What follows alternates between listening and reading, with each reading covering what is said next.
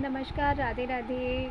उम्मीद है कि आप सब स्वस्थ होंगे और खुश होंगे। तो चलिए अपना मिनी व्लॉग हम स्टार्ट करते हैं। बहुत दिनों से मेरे मन में ये सवाल चल रहा था कि उच्च जाति और नीच जाति क्यों बनाई गई है। तो भगवान श्री कृष्ण की भागवत गीता का संक्षिप्त सार मैंने पढ़ा और वही सार मैं आप सबके सामने प्रस्तुत करना चाहती हूँ। उसके माध्यम से मैं आपको कहना चाहती हूँ, देखिए, हमारे कर्म ही हमें बड़ा या छोटा बनाते हैं।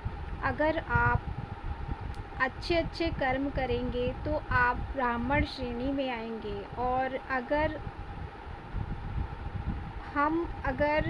छोटे काम करेंगे यानी शूद्र श्रेणी में आ जाएंगे।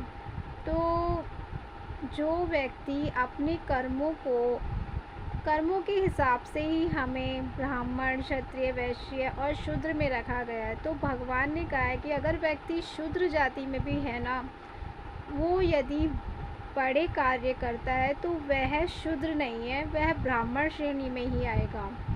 तो कर्मों से ही इंसान ब्राह्मण माना जाता है।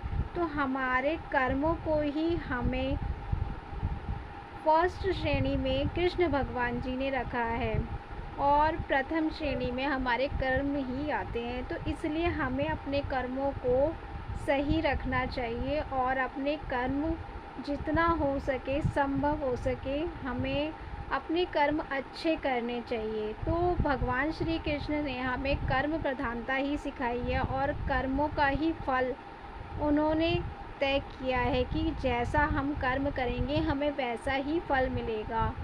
तो आप भी भागवत गीता का सार पढ़िए, क्योंकि कोई भी मनुष्य जाति पाति से छोटा या बड़ा नहीं होता, वह अपने कर्मों से ही बड़ा होता है। तो जिन्हें अभिमान है कि वे जाति से बड़े हैं, पर अगर उनके कर्म छोटे हैं तो वह शूद्र श्रेणी में आते हैं, और यदि शूद्र व्यक्ति के कर्म बड़े हैं तो वह ब्राह्मण श्रेणी में आता है। इसलिए भगवान श्री कृष्ण का नाम लीजिए, राधा राधा जपिए, और भागवत गीता, रामायण पढ़िए, अपने बच्चों को भी ज्ञान दीजिए, और ये मतभेद जाति का हटाइए, क्योंकि कर्म ही हमें बड़ा या छोटा बनाता है। अगर आपको मेरी बात अच्छी लगी हो तो please like, subscribe and share my video, और जो गलती मैंने की हो वह क्षमा करें, और कमेंट में राधे राधे जरूर लिखिए, और प्रभु श्री कृष्ण राधा जी का नाम लीजिए। और Radhe Radhe. Thank you for watching.